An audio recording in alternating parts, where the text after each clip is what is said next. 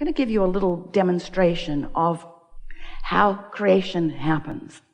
And we're going to tell it to you in a sequence of conversation that will open within you an awareness that will make what we're going to say next and all the rest of this morning together, it will make it make sense to you in a way that perhaps it never has before. You understand the concept of momentum. We like the analogy of the car at the top of the hill. Take the brake off, take it out of gear, and you decide you'll just nudge it to see what momentum's really like. So you nudge your car, and it begins to move over the crest of the hill, and then you realize you don't need this demonstration. You know from life experience what momentum in this case will be. And so you come to your senses right away because you like your car. And you step out in front of it and you let it bump up against you, and the momentum stops because you caught it early. You wouldn't want to be at the bottom of that hill attempting to stop that momentum. So when we notice, or you notice, that you've got a belief going that doesn't serve you, and we say to you, it's simply a momentum of thought that isn't serving you, part of you wants to argue about it because you believe it because it has been happening. It's a reality that you've observed, and so therefore it seems like it should be believable. But we want you to understand that even if you decide that it is a belief that you don't want to keep active, you can't just stop believing that all of a sudden because there's too much momentum about thoughts. Life is still delivering to you remnants and pieces of it to sort of, not with the purpose of keeping it alive, it's just the consequence. In the same way that there's no evil force trying to drag your car down the hill into a big crash at the end. It's just a natural consequence of momentum. So when you realize, or this is what we want you to realize, is that there is a point, an earlier point, where the momentum is easier to stop or easier to slow. There is a point in every conversation on every subject where it's easy for you to begin the momentum in the direction of what you want. And that's that emotional place. That's that emotional center. That's that unconditional place. Hear these words and try to feel the resonance with them just a little bit. So, all right, you got that, didn't you? Everything about that makes perfect sense. There's nothing within you that argues with any of that. It makes perfect sense. So now let's introduce law of attraction to the equation, because law of attraction, which says that which is likened to itself is drawn, is of course the reason for momentum. Because when you think a thought for as little as 17 seconds, law of attraction delivers another thought to you that is like it, and now there is more momentum with the joining of the two thoughts. And in another 17 seconds, more momentum, and another more momentum. Cross the 68-second mark, and you've got momentum going. That's the point where you should have kind of wanted to get out in front of it before it bumped against you, because now, when you get out in front of it, it might knock you down just a little bit. Momentum. So let's say that you are like a normal human, and you're thinking about your day, you're thinking about your life, you're thinking about your world, you're thinking about the personal things and the not so personal things. You're thinking a lot of thoughts. You're engaged with life. And some of the thoughts you think serve you really well, some of the thoughts you think don't serve you so well, but you're just thinking thoughts because there's thoughts to be thunk, right? So here is this thought about something that you want, and you're thinking about this thought of something that you want, and it starts in a gentle place. Let's say that you started early enough in the day that it was easy to get it going in that direction, so you're thinking about what you want on this subject. It might be a lover, it might be financial remuneration, it might be purchasing business real estate, it could be any number of things. So you're focused upon this desire, and so far, so good. You're thinking about it, and it feels good to you to think about it. It feels fresh, feels exciting. The idea of it really feels good to you. So you're thinking that thought, and then, because you've got a belief that contradicts it, that's in the vibrational vicinity of that subject, you think, but I cannot really afford that.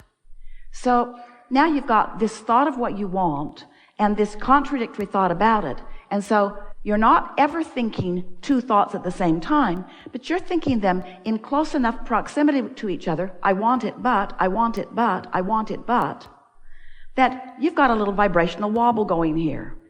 You want it, but, so there's a little wobble going here. If you will step back right now and soothe that wobble. Law of attraction is going to help you take that thought of desire to another place. But if you don't, the wobble's going to keep you from moving purely forward with that thought. So it goes like this. Let's say you don't catch it because it didn't feel very big. It wasn't gut-wrenching. You didn't really even notice it. You're not that in touch with your emotions. You're not that pure about your non-wobble thought yet. And so you think about how you want it, but. And then you think about how you've wanted it for a while, but. And then you think about how you hardly know anybody that's got that. And so now your thoughts are continuing. Law of attraction is causing each part of this thought to be greater. Are you getting the sense of this? But the wobble's getting greater too. So now, pretty soon, you want it, but now you're talking to your friend about it.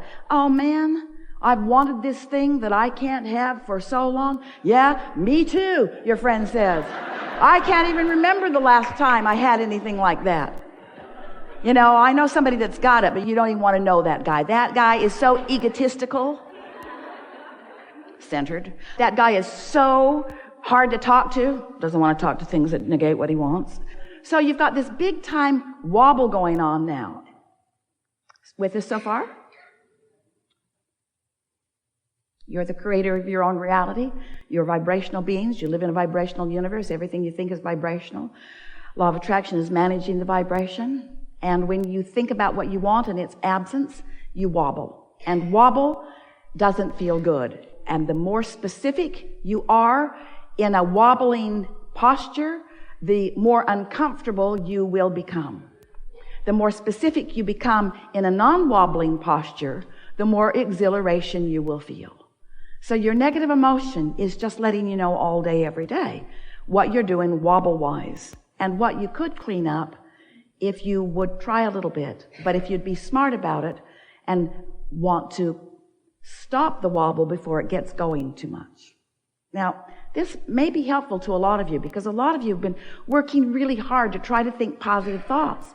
And sometimes you say, but it's more like my thoughts are thinking me. It's like my thoughts are thinking me. And we want you to realize that's never the case.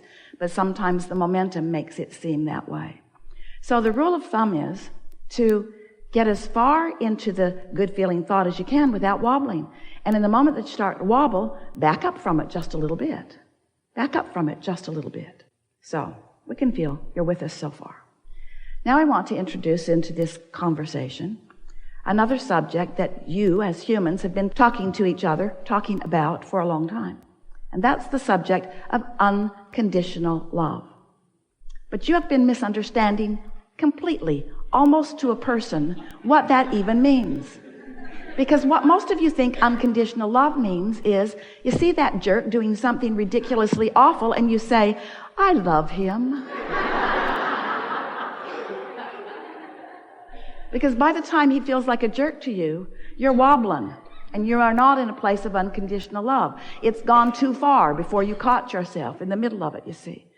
So what unconditional love is holding vibrational alignment with who you are, no matter what the conditions are around you. It's a steady footing no matter what. Someone said to us the other day, Abraham, how do you get rid of doubt? And we say, we love you so much and you're not going to like us very much after this answer. But the way you get rid of doubt is before it starts. Because if you wait until you're wobbling that much about something, now you just can't turn around on a dime like that. It's not likely that you're going to change the thought. You have to start at an earlier place.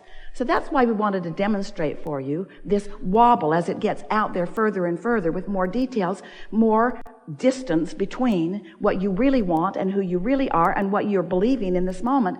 Big time wobble in your vibration.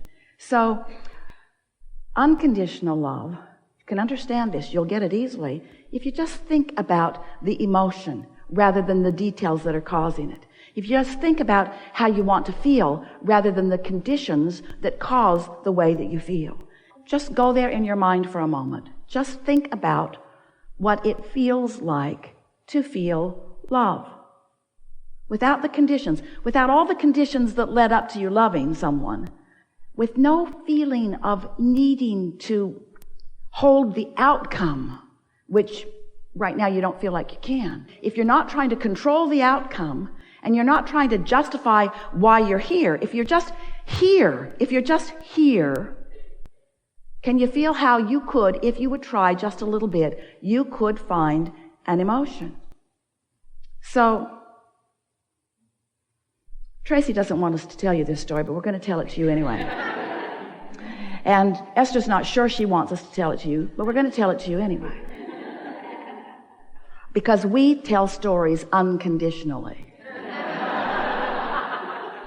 We don't give a rip what you think.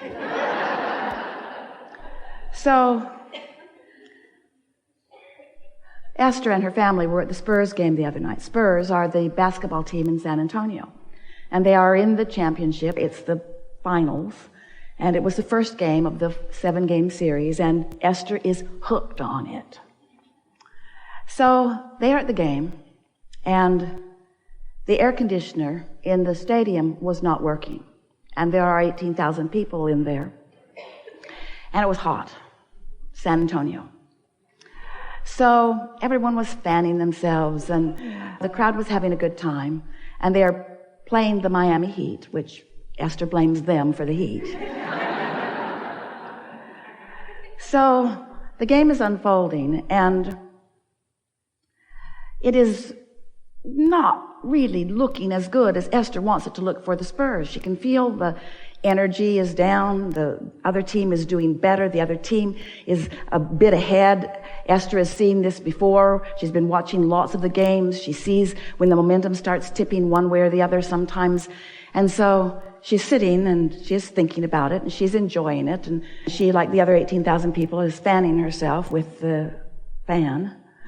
And Tracy says to her mother, as she has decided that she's going to clean up her vibration by making a list of positive aspects. Coach Popovich was the coach of the year this year. And we do have home court advantage. And we have the best record this year. And Esther said, you know, Tracy, that feels like an old process. Because I can feel the effort in it, can't you? Can't you feel that it's like we're trying to talk ourselves into something? Can't you feel the strain in it? Because Tracy was sort of frantically going down her list, positive aspects. We've got to help these guys. And Esther said, do you remember the video that you sent me a few days ago? It's a video about the San Antonio Spurs. Someone put it together. It's so lovely. Do you remember that we sat there with tears in our eyes as we felt such love for these men who have come together? Remember that? Remember how they gathered this one from this country and this one from this country, and they all became a sort of family, and they've got this system that they do, and they all share the ball, and nobody's the hot dog, nobody hogs the ball.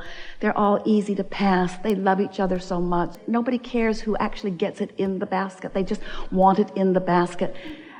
And so just with that, remembering how they felt when they watched that video that brought that feeling of love forth within them as they watched it, they sat there in that feeling of love, and then, boom, 13 points right away. Right away. Tracy looked at her mother. Esther looked at Tracy. Tracy said, do we dare be so bold as to even think that we have affected this? And Esther said, of course we did. Of course we did. Look at them. They're all miserable. Everybody's fanning themselves. Everybody's worried about what's going to happen. One who's connected to the stream is more powerful than a million who are not. Find that place of unconditional love. Esther's been practicing that quite a bit lately. She's been practicing finding that place of unconditional love. It's not the easiest thing in the world to do when there's conditions all around you that are demanding your attention, but you can do it. And if you can find that place of unconditional love, loving because that's who you are, loving because that's who you are, loving because that's all that you are.